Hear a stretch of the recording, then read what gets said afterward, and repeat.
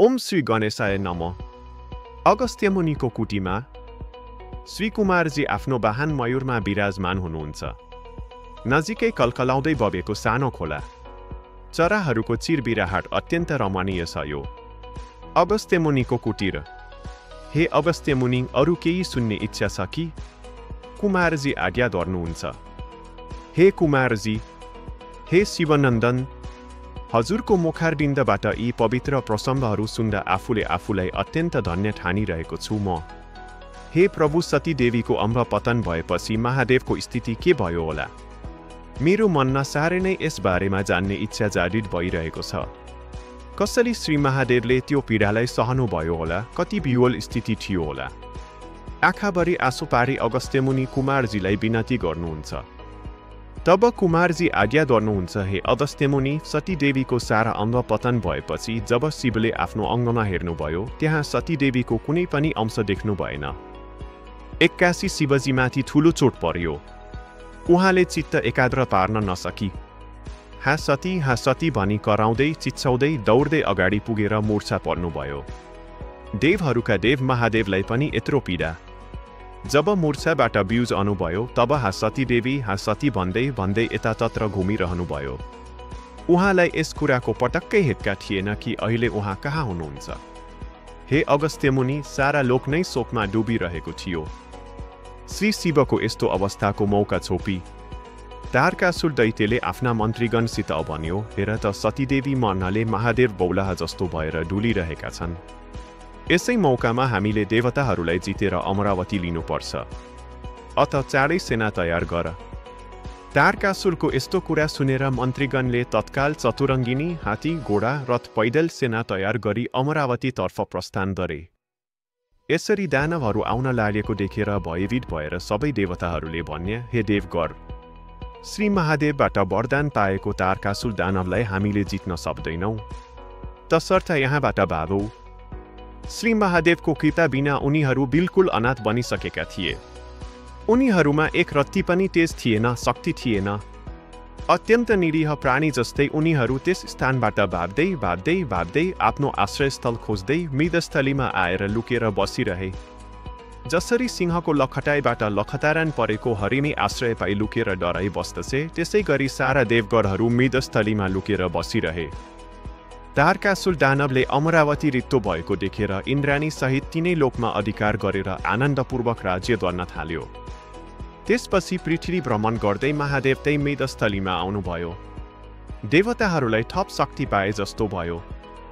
आराध्य देव, नाथहरूका नाथ, देवहरूका देव श्री महादेव आफ्नै अगाडि आउनुभएको देखेर अब पक्का पनि हाम्रो कल्याण हुन्छ भनी सब देवहरू श्री महादेवको पाउमा परे।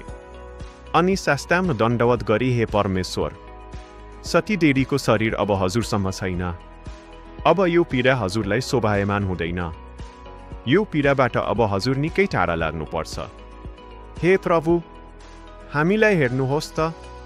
पापिष्ट तारकासुर दानवले हजुरबाट वरदान पाएको हुँदा हामीहरू त्यसलाई जित्न असमर्थ छौँ। त्यसले हाम्रो सारा राज्य खोसेर लियो। इन्द्रलोक सहित इन्द्राणीलाई समेत उसले आफ्नो कब्जामा पारेर राखेको छ। हे प्रभु, हामी बिल्कुल अनाथ भएका छौँ। निरीह पशु चाहिँ यहाँ आइलुकेर बस्नु परेको छ। अथ हजुरको यो दिव्य दृष्टि हामी माथि परोस्। पापिष्ट तारकासुर दानवले हजुरबाट वरदान पाएको हुँदा हामीहरू त्यस दानवलाई नाश गर्न सक्दिनौँ। हे प्रभु, हे दया निदान, हजुरबाट कल्याण हुनु पर्यो। अब त्यस दानवको नाश गरेर हाम्रो रक्षा गर्नुहोस्। देवहरू प्रार्थना गर्दै थिए।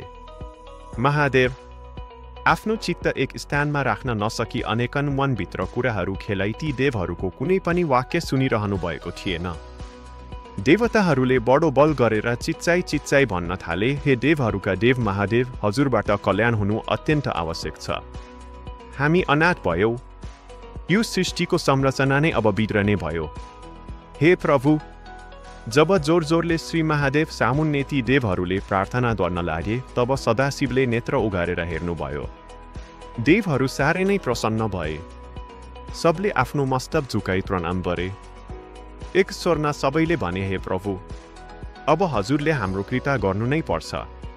त्यस दुष्ट तारकासुरको वध हजुरले गर्नु नै पर्छ।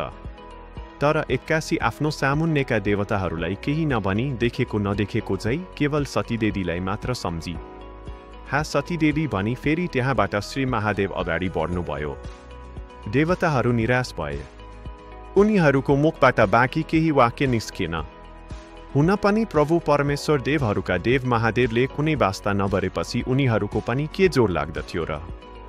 हे अगस्त्य मुनि, त्यस बेला शिवजीले शोक गरेको देखिने संसारका कुनै पनि जीवले सहन सकेनन्। प्रत्येक प्राणी दुखी भए। यस लोकमा कैयन वर्षसम्म घाम झुल्केन। घामलाई बादलले ढाकेको थियो। हरेक प्राणीको अनुहारमा केवल निराशा मात्र देखिन्थे। यस लोकमा असमय पानी पर्ने, अत्याधिक गर्मी हुने, फेरि त्यस्तै अत्याधिक जाडो हुने, मौसम समेत अनेकन वियोगमा डुबेको थियो।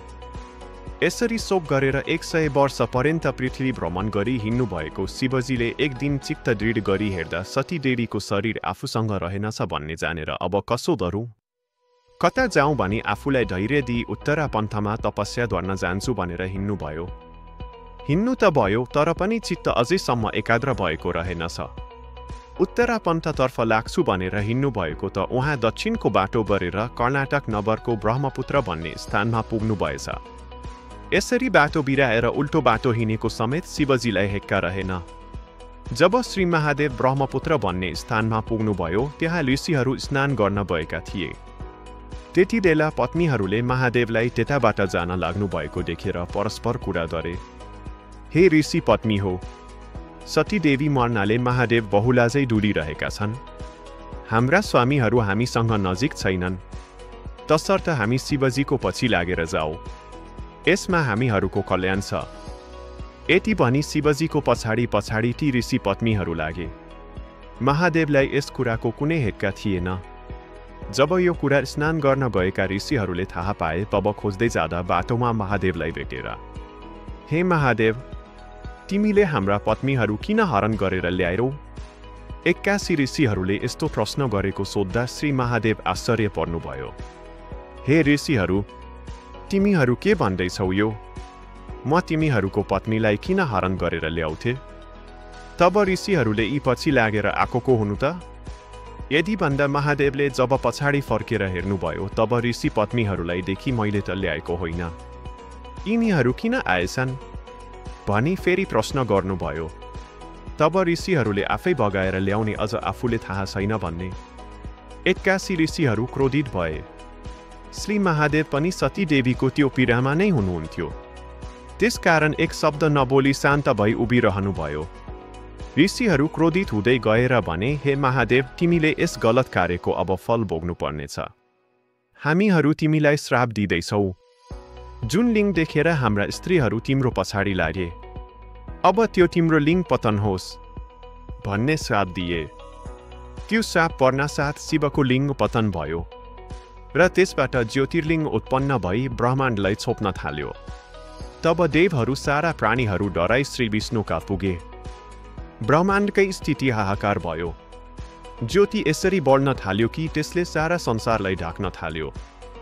जब श्री विष्णुकोमा पुगी यी सब स्थिति वर्णन गरे, तब भगवान विष्णु तुरुन्त उठेर त्यस ज्योतिर्लिङ्गलाई अङ्कमाल गर्नुभयो। तब सो ज्योतिर्लिङ्ग बिल्कुल सौम्य भयो। त्यो देखेर विष्णु भगवानको स्तुति गरेर सब देवहरू, सब प्राणीहरू आफ्ना आश्रममा गए। त्यसपछि त्यही ज्योतिर्लिङ्गबाट विश्वेश्वर प्रकट भएर आज्ञा गर्नुभयो, हे ऋषिश्वर हो, म निर्दोषलाई व्यर्थमा श्राप दियो।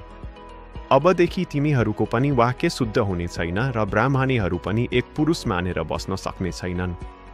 यस्तो श्राप दिएर उत्तर पन्थमा भए। काम, क्रोध, लोभ, मोह त्यागी सम्पूर्ण इन्द्रिय रोकेर ब्रह्ममा चित्त लगाई कठोर तपस्यामा देवहरूको देव श्री महादेव लीन हुनुभयो।